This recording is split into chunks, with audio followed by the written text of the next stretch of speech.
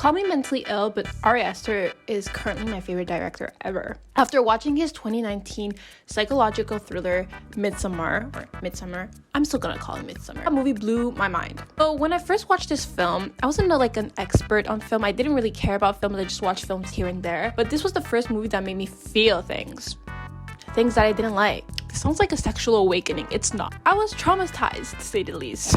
But in a good way. That's when you know a director does a good job. But there's something interesting about Ari Aster's films. To this date, Midsommer is one of my favorite movies ever, due to its messed up content and how beautifully disturbing his movies are. I love that he portrays his themes through heavy symbolisms. I also hate him because he's the only director that can make me feel an immense feeling of uneasiness.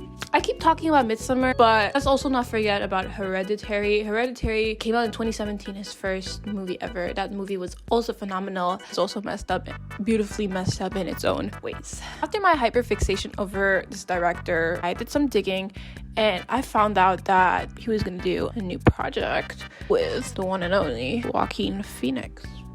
I love that man because he can act. He's so good. When I found out that those two are doing a movie together, I was like, this is gonna be a good film, and I kind of pissed myself because it was filmed in Montreal.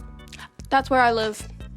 They were both here and I didn't know. After a year of anticipation, I finally went to see Beau Is Afraid, Ari Aster's new movie. I went to see the film the day the movie came out. I gotta say, it's nothing like his other films. It's nothing like I expected. Let's dive in a little bit, shall we? Obviously, spoiler alert to the people that haven't seen this film. There's a lot of opinions and such that we're gonna unpack. Currently, it's receiving mixed reviews from other viewers. Currently on Letterboxd, it's a 3.7. Weirdly, I understand why it got that rating because there was too much going on. Beau Is Afraid is a 3-hour-long anxiety-inducing movie that will leave a lot of viewers confused. I was confused for most of the time. It is a movie that is filled with heavy symbolisms, as the king does it, and I just really want to unpack all of them. Here's my take. Why was Beau in a random family's house? What were their intentions with him? What were they taking pills? Was the mother of the family trying to help him by asking him to turn on the TV? What was the girl doing in the woods that brought Beau in the forest village? Was that another cult? Were they all working for Beau's mother? Why were people chasing Beau at the beginning of the movie, like when he lived in the apartment? St. Lawrence Street? Just questions like that. I'm just so confused. And there are multiple acts to this film. I'm not kidding. Once we were done watching this movie, me and my friend told me that she felt like she watched like 10 movies in one. And I couldn't agree more. Back to the Letterboxd review. I actually thought this movie was gonna receive more higher ratings. Maybe I was like, I'm the one that didn't understand this movie. But I kind of also expected more. Here are my thoughts of what I thought about the movie. Let's start with what I didn't like about the film. I don't know if it's just me. It was too long for what it had to be. As I said before, it's a 3-hour-long movie. It didn't need to be that long. At some point, my ass was hurting. Part of the movie, I also felt like I was bored. If I removed some content out of the film, the plot would still be the same. For instance, I absolutely loved the cinematography of this part of the film. Don't get me wrong, but what I didn't like about it was not really. Maybe it's just me. Let me know what you guys think. It wasn't necessary. Yeah, it was just really not necessary, and I found myself zoning out. But it's the part, like the theater part, where we get into Beau's life and it just dives into it. At first, I was like, I kind of dig it. Like, even when I watched the trailer, I was like, I kind of dig this. I'm going to like this part. I understand the appeal of why other people would like it. But, like, personally, I really was like, if you take this out of the film, it's not going to change the plot or anything. Like, and it went on for too long. And I'm like, I don't know. Because the theater scene is kind of like a what if. Like, he had kids, blah blah blah. Once again, maybe I'm wrong because I still don't understand what that part was for. Maybe it was necessary and I'm just stupid. Oh my god, it literally felt like I was watching a meditation video and I was falling asleep. My friend told me this film is supposed to symbolize anxiety, and all the things that we didn't like is supposed to symbolize anxiety. I don't know where she got that source from, so in a way that makes sense. I still don't like it. I'm blanking right now. I had more things to say. If future Priscilla that's editing wants to add something. So actually, the theater scene is important. So my other friend told me that the theater scene is actually important because it symbolizes, like, in a way what Beau wants. But like apparently that's important because she watched this like whole analysis video. But I'm talking from my first reaction, first thoughts, first everything. Don't come for my neck. Okay, another thing I didn't like about the movie.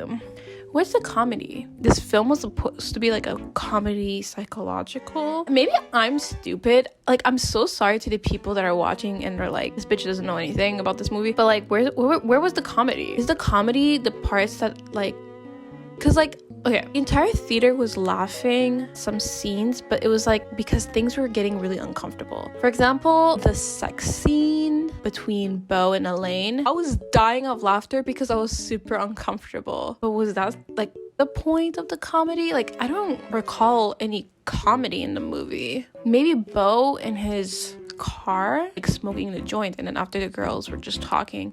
It was kind of funny, but like the last part that I can think of right now that I did not like about the movie, the penis monster. We're at the end of the movie.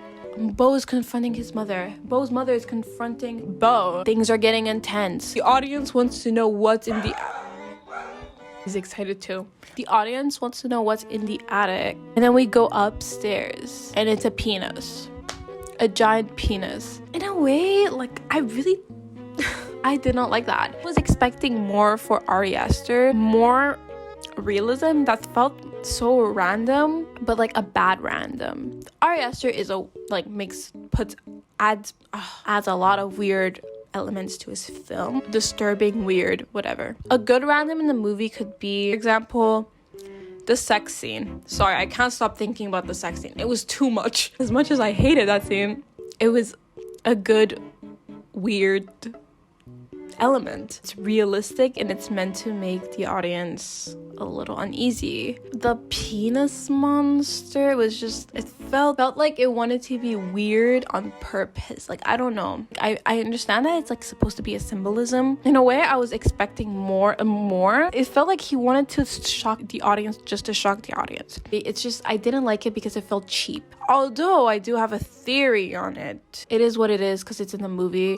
So now, for the things that I loved about this movie, let's get into it. So let's start talking about the cinematography. I loved cinematography because Ari Aster always presents his movies in a beautiful way. Content of his films are usually what's disturbing, but his movies are usually so beautiful. It's like, it feels like a portrait most of the time. But this movie also does justice in that. For example, even in the theater scene, although I was spacing out, I was very focused on the cinematography and the beauty of it, and I did enjoy that. Another part of the movie that I enjoyed, the cinematography, I loved the colors that were portrayed in the house with the family in it. It felt very Disney. The family's house felt like a Toy Story house, like a happy-go-lucky family, but obviously there's something wrong. Yeah, like the colors. I think the house was blue, or I'm thinking of the paint that the girl drank.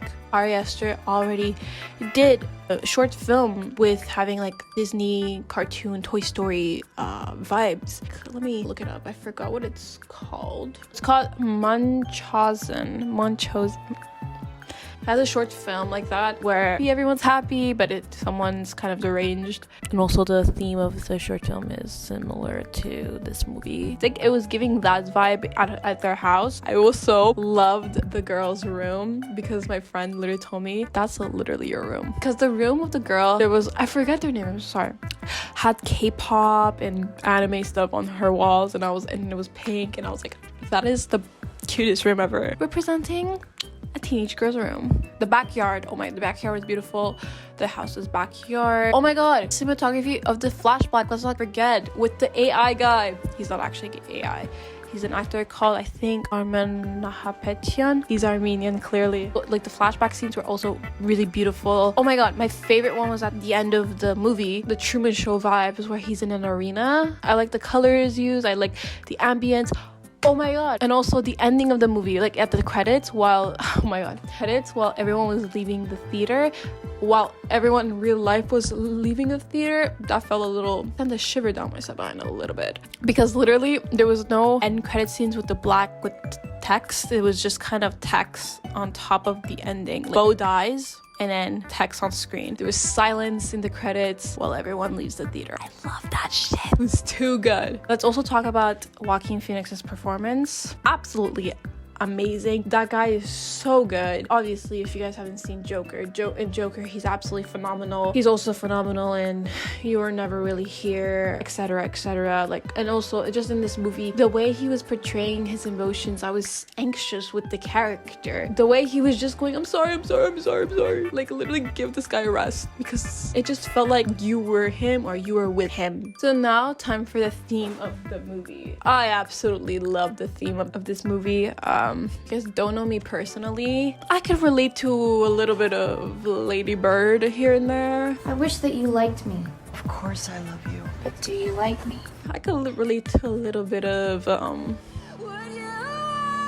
Class of 2013 by Misty a little bit, if you know what I mean. Clearly, the theme of this film is mommy issues, and let me talk about my favorite scenes where mommy issues is portrayed perfectly and why I like them and what they mean according to me. Let's start with something that was at the beginning of the film. It was when Beau calls his mother to tell him that he can't come because someone stole his keys, his apartment keys, and he was just like sitting, if I remember correctly, it started with him with his full body shot to him zooming in his face, like the camera zooming slowly into his face while he was having a conversation with his mother on the phone. That's another aspect of the cinematography that I like, because it's like it's creating tension and makes the audience anxious with the character. And here's why the dialogue is also important, because Beau goes from I'm sorry I can't see you to sorry how can I see you, and I thought that was like a very interesting shift and portrays mommy issues. The tone that she got when he said I can't come, it was kind of guilt trippy and gaslighty. So he was like, I'm so sorry I can't come, to I'm so sorry, like I don't want to disappoint you, like what can I do? And I was like,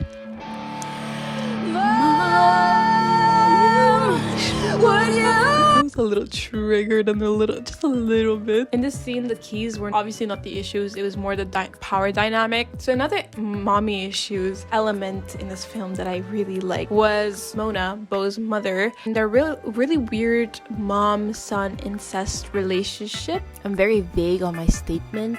The issue of moms being in love with their sons. That's what I like about it, because it is a real issue that happens in the real world.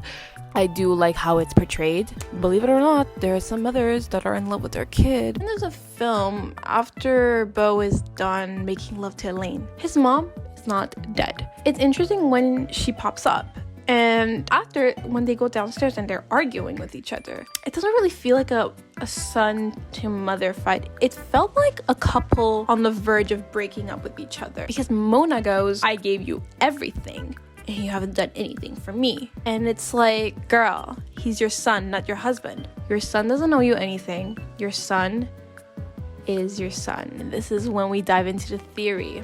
When on the boat scene, when Beau falls in love with Elaine, and at the end of the flashback, Elaine kisses Beau goodbye, his mother goes, you bitch, get off of him. Why she's giving like jealousy vibes. Just in general on the boat, when two of them were together, it felt like she was flirting with him. And it was like, ooh, being little like sexual vibes with him. And here's my theory. I think what Mona is trying to do is get the love she didn't get from her husband from Beau. And maybe she killed his husband because he was being a dick, hence the penis in the attic, hence why she went, that's your father. Hello. Like, it's maybe she's replacing him because he's a piece of his father. And that's why there's a weird incest love going on. I promise this is the last one, but I think I was starting to get burnt out, so my explanations, some things were really bad, so I'm gonna give further explanation while I take out my makeup. saying how Mona kills Beau's father, but I forgot that like he's a penis and he's a living penis, so he's not really dead, but he's dead as in like his human body is dead. So that's number one. Number two is I said that like I mentioned how Mona doesn't want Beau to have sex because maybe she's being possessive, and I didn't further explain the main theme of the movie. He doesn't want to have sex because he doesn't want to die like his father. Maybe all of that was a lie. Again, maybe this is a personal theory. Like she killed Elaine because when they had sex, she came at the perfect time. Also from the get-go, we knew that she did not like Elaine. She probably doesn't want Beau to like other girls or doesn't want other girls to like him because she's in love with her son and she's been gatekeeping in a way sex from him. I feel as though she has the power to kill people because why did Elaine die and why not Beau? That's what I think. I don't know if that makes sense. Everyone in the city that he lives in works for her. The therapist, the people on the wall. So I'm like, and also the arena. I forgot about the arena. The whole people with the arena and there's cameras everywhere. Clearly it's her world. She has control of everyone on her fingertips. So probably killed Beau's dad. Turned him into a dick because he was probably a dick. Although we don't know much about the dad, we only know that he was just used to conceive Beau. I can only assume that he was probably not a good husband to Mona. Or maybe it's just generational trauma and she's just projecting that onto his son. Who knows? In conclusion, I give this movie a 3.7. I liked it, but Midsommer and Hereditary were way better in my opinion. There's just too much going on in this film. I got confused. I'm still confused. But this film is not for everyone. Obviously, it's for a specific type of audience. I liked it, but it was okay. Like there's Midsommer, Hereditary, and Beau Is Afraid. Like that's my ranking basically. Like, but yeah, that's my review. I don't know what else to say, but yeah, thank you. Bye bye.